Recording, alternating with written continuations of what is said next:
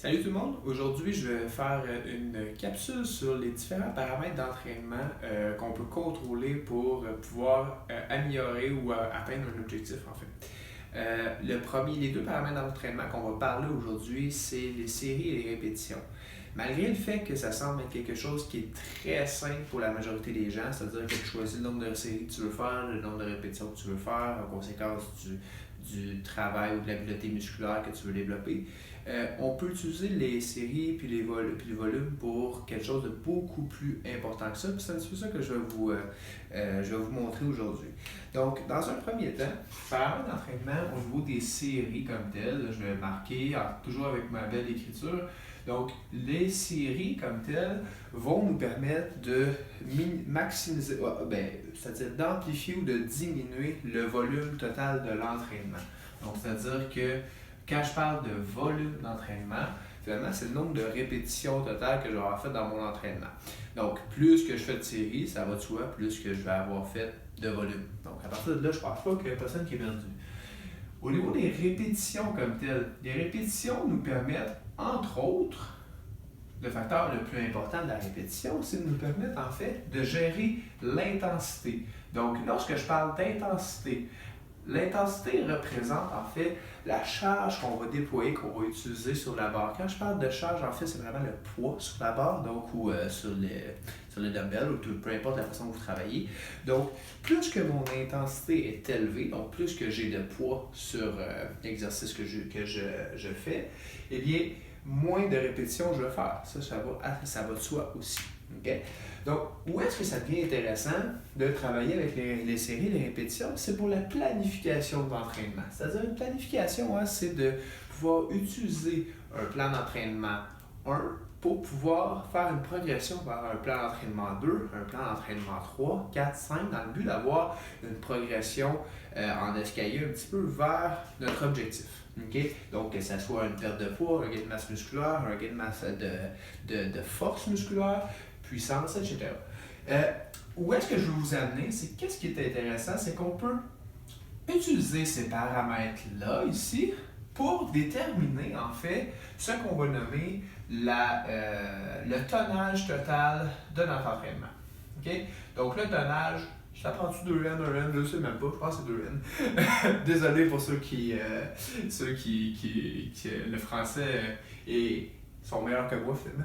Donc, ce qu'on va faire, c'est que par exemple, si vous faites 4 séries de 10 répétitions, donc un schéma qu'on voit assez régulièrement au niveau de l'entraînement, et que vous faites ça en plus avec, 200 livres. Donc, je ne sais pas, vous faisiez un squat, vous avez décidé de faire ça.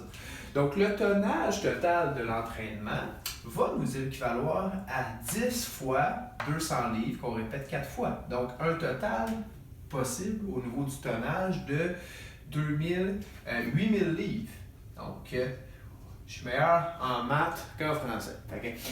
Donc, 8000 livres ici. Okay? Donc, qu'est-ce qui est intéressant, c'est que là, on peut venir adapter ça. C'est-à-dire que là, après, on peut aller chercher un tonnage total dans nos entraînements. Donc, utiliser les exercices, par exemple, A, B, C, qu'on a utilisé, faire un regroupement de tout ça, puis dire, bon, ben dans ma séance d'entraînement, j'ai fait 20 000 livres de tonnage. Okay? Donc, dans ma phase numéro 1 d'entraînement, donc quand je parle de phase numéro 1, c'est une section dans mon année où est-ce que je vais décider de travailler telle aptitude musculaire, comme par exemple l'hypertrophie, eh bien, dans ma phase 1, mon premier microcycle, donc un microcycle peut durer de quelques semaines à gros maximum un mois et demi. Donc, c'est finalement le nombre de temps qu'on regarde le même entraînement.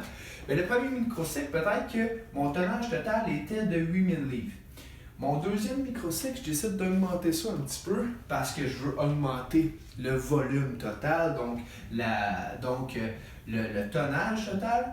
Je vais essayer de faire passer ça à 10 000 livres. Et finalement, mon troisième microcycle, je passe ça jusqu'à 15 000 livres. Et là, après, qu'est-ce qui est intéressant, c'est que je pourrais aller me chercher un deload, donc c'est-à-dire qu'on a eu une progression, 8 000, 10 000, 15 000, et on redescend pour un microcycle pour peut-être revenir aux alentours de 10 000. Donc, ça veut dire qu'on travaille sous forme d'escalier et on prend une pause finalement, pas une pause, mais une diminution d'intensité de façon à maximiser la récupération. Donc lorsqu'on s'entraîne, l'important, c'est pas tant l'entraînement, c'est la récupération. Et si on crée une stimulation, un stimulus qui dure dans le temps, qui progresse, et qu'on n'a jamais de temps de récupération, ben, on va être porté finalement à un moment donné à être à l'échec parce que le corps va simplement plus être en mesure de progresser. Donc ça, c'est une des premières choses qu'on peut voir au niveau des séries puis des répétitions qui sont souvent pas nécessairement bien maîtrisées puis bien pensées. Fait que ça dépasse le fait de faire 4 fois 10 répétitions ou le fait de faire 3 fois 20 répétitions. Il faut comprendre aussi qu'est-ce qu'on peut déterminer derrière ça. Il faut faire attention, le tonnage, c'est une chose. C'est pas parce qu'on travaille nécessairement avec beaucoup de tonnage ou moins de tonnage qu'on n'est pas en mesure de développer d'autres habiletés musculaires, mais c'est une façon qu'on peut travailler pour la planification générale.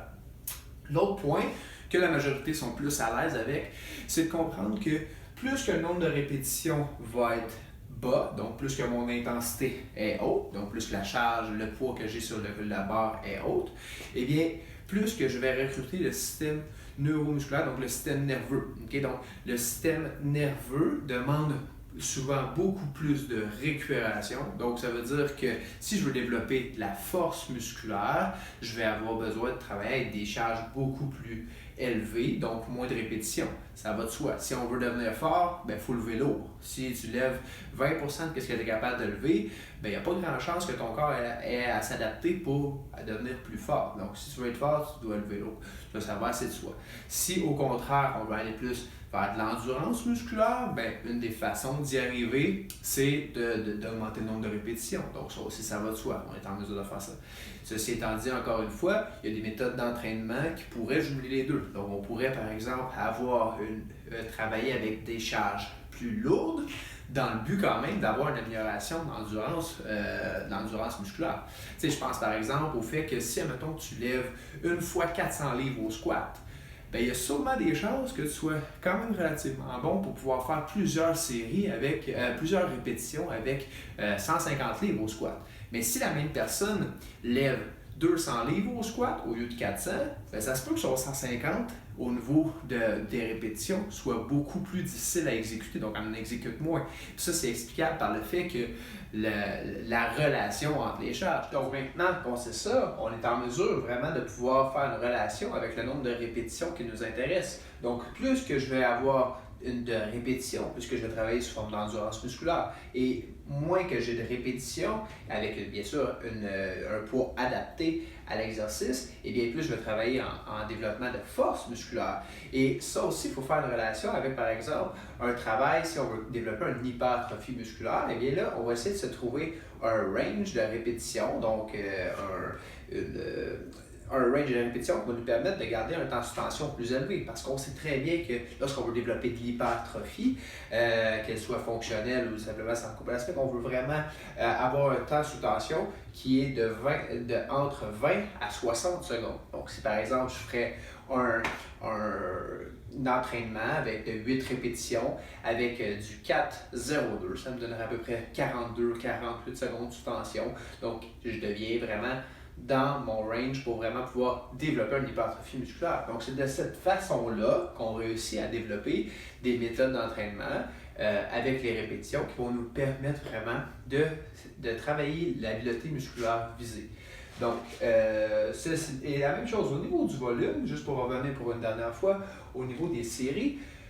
Lorsque vous décidez, par exemple, d'aller chercher un deload, donc c'est-à-dire une séance où est-ce que je veux vraiment vouloir diminuer mon volume d'entraînement, on ne veut pas chercher à diminuer la charge parce que l'intensité est vraiment importante. On veut conserver l'intensité, donc le poids qu'on a sur la barre, sauf que de la façon qu'on va pouvoir récupérer de ça pour favoriser la récupération, en fait, ça va être de diminuer le nombre de séries totales. Donc, par exemple, si vous faisiez 8 séries de 5, peut-être de faire un 60% de ça, donc l'équivalent de 5 séries, va être hyper intéressant pour augmenter la récupération favoriser la récupération, favoriser le retour finalement et avoir une surcompensation qui va s'établir au prochain workout. Fait que ça, c'est des méthodes d'entraînement qu'on peut vraiment utiliser, les séries, les répétitions, puis c'est de cette façon-là qu'on doit travailler. Donc, on ne fait pas juste un schéma de 4x10 parce que c'est marqué sur Google. On fait un schéma de 4x10 parce qu'il y a une raison derrière ça. Mais après ça, il y a plein d'autres schémas qui existent. C'est pas juste du 4x10 puis du 4x8 dans le gym. Donc, ceci étant dit, si vous aimez la capsule, n'hésitez pas à liker, à partager, à commenter. Si vous avez des questions, toujours ouvert aussi. Donc, sinon, on va se revoir dans une autre capsule. Ça va faire plaisir.